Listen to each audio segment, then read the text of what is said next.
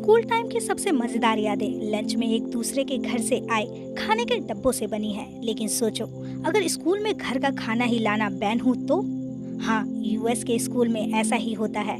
अब आपको सुनने में ये कुछ अजीब ही क्यों ना लगा हो, पर कई बैन्स ऐसे होते हैं जो बच्चों की जान बचाने के लिए लगाए जाते हैं। जैसे मर्सर काउंटी स्कूल का हॉट डॉग बैन। ये बैन उन्होंने 8 साल की बच्ची की मौत के बाद लगाया था। पर आज तक स्कूल में लगाए गए बैन में से सबसे ज्यादा जिस बैन ने परेशान किया है वो तो है पानी की बोतल पर बैन। अगर आप भी जानना चाहते हैं कि किस स्कूल ने और क्यों पानी पर बैन लगाया था, तो चलिए शुरू करते हैं आज के इस वीडियो को।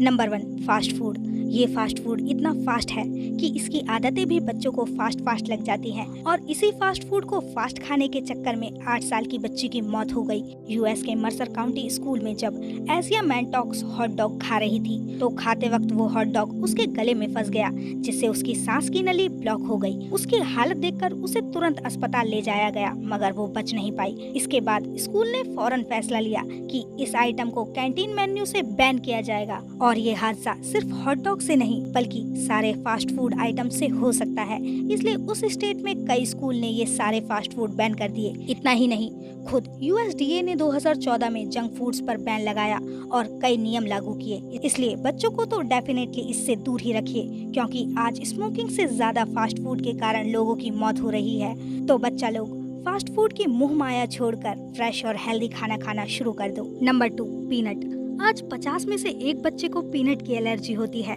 जिसके लिए सबको इसकी जानकारी और सॉल्यूशन पता होना जरूरी है। पर सॉल्यूशन मिलने तक इसका इंतजार करना भी बेवकूफी होगी। शायद इसलिए सऊदी के स्कूल ने सारे पीनट प्रोडक्ट्स को बैन कर दिया, और वहाँ स्कूल के इस फैसले को हर किसी ने सलाम ठोका। पर वहीं दूसरी जगह जब यूएस के क्रॉकरी एलिमेंट्री स्कूल ने ऐसा करने का फैसला लिया तो पेरेंट्स भड़क उठे।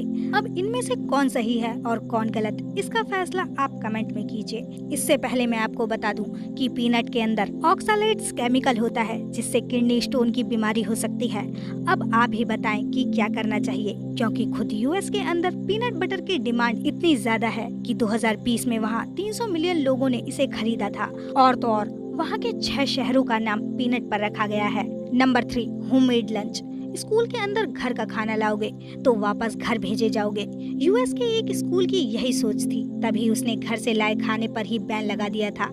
और इस बैन की वजह प्रिंसिपल एल्सा कार्मो के मुताबिक स्कूल कैफेटेरिया के खाने का घर के खाने से न्यूट्रिशन वाइज बेहतर होना था। चलिए एक वक्त के लिए मान लेते हैं कि स्कूल कैंटीन का खाना प्रोफेशनल की देखरेख में बनेगा और बेहतर होगा, पर क्या ये सबके लिए किफायती होगा? क्योंकि 2011 में आए इस बैन के चलते हर दिन बच्चों को स्कूल कैंटीन में लंच के लिए $2.25 यानी आज के हिसाब से करीब 200 रुपए खर्च करने पड़ते थे। एक टाइम के खाने पर इतना खर्च नॉट अफोर्डेबल। पर वहाँ जो स्कूल होममेड लंच लाने देते थे उनके भी अलग ही फंडे हैं, क्योंकि वहाँ बच्चों के लंच की चेकिंग होती है, और अगर किसी के टिफिन में मीठा, तीखा या ज्यादा नमकीन कुछ मिला तो टीचर स्टूडेंट्स को वो खाने नहीं देते थे। Number 4, eggs. आप में से कई लोगों की सुबह अंडों से ही होती होगी। एक सर्वे के मुताबिक एक एवरेज इंडियन साल के 81 अंडे खा जाता है, लेकिन इसके बावजूद छत्तीसगढ़ की सरकार ने 2005 में अंडों पर बैन लगा दिया था, यानी स्कूल में भी नो अंडे। और इस बैन को भी खोलते खोलते 13 साल लग गए। वहीं दूसरी तरफ कर्नाटक के स्कूल में मिलने वाले मिड डे मील स्कीम के चलते स्कूल के बच्चों को मिलने वाले अंडों पर प्रोटेस्ट किया गया। वहाँ मिड डे मील की स्कीम में मिलने वाले अंडों को बच्चों से छीना जा रहा था। आप खुद ही इमेजिन करो, आज जिस स्कीम की बदौलत 120 मिलियन बच्चों को रोज स्कूल में खाना मिलता है, उसमें ऐसा घोटाला होगा तो बच्चों की सेहत पर कितना गलत असर पड़ सकता है। और हमारे भारत में ये स्कीम लागू ही इसलिए हुई थी ताकि बच्चों को कुपोषण से बचाया जा सके, क्योंकि भारत कुपोषण की लिस्ट में 107वें नंबर पर आता है। और इन अंडों की चोरी और बैन के चलते ऐसा ना हो कि बच्चों को पोषण मिलना कम हो जाए। फैक्ट नंबर 5, अंडे तो अंडे, यहाँ पानी की बोतल पर भी बैन लगाया गया है, और ये बैन किसी और सरकार ने नहीं बल्कि हमारे देश की ही सरकार ने लगाया है। 2018 के जून महीने में इंडिया के एलिगेशन डिपार्टमेंट ने सिंगल यूज वाटर बॉटल को स्कूल से बैन कर दिया था। इसकी वजह प्लास्टिक वेस्ट और उससे हेल्थ पर होने वाले नुकसान ही थे। एजुकेशन मिनिस्ट्री का ये बैन शायद सरकार को भी पसंद आया, तभी जुलाई 2022 से सरकार ने भी सिंगल यूज प्लास्टिक आइटम्स और डिस्पोजेबल प्लास्टिक आइटम्स पर बैन लगा दिया है, जिसमें ऐसी चीजें शामिल हैं। अगर हम अपने आसपास देखें तो प्लास्टिक बोतल से लेकर food delivery containers, plastic rappers और प्लास्टिक कवर्स, हम पूरी तरह प्लास्टिक से घिरे हुए हैं। पर उसे रोकने का क्या कोई रास्ता नहीं है? हाँ बिल्कुल है। साइंटिस्ट द्वारा साइंस की मदद से सीवीड से प्लास्टिक जैसा पदार्थ बनाने की कोशिश शुरू हो चुकी है। साथ ही ऑक्सो प्लास्टिक भी आने वाले समय में एक बेहतरीन ऑप्शन होगा, क्योंकि ये ऐसी किस्म का प्लास्टिक है जो सूरज की रोशनी और ऑक्सीजन की मौजूदगी होने पर फैक्ट्स में बदल जाएगा और वो साल भर में मिट्टी में घुलना शुरू हो जाता है। हालांकि ये दोनों ऑप्शन अभी टेस्टिंग स्टेज पर हैं। Number 6, coffee. एग्जाम जब सर पर हो, एक रात ही बाकी हो और चैप्टर पढ़ने हो, तो कॉफी के सिवा कौन देगा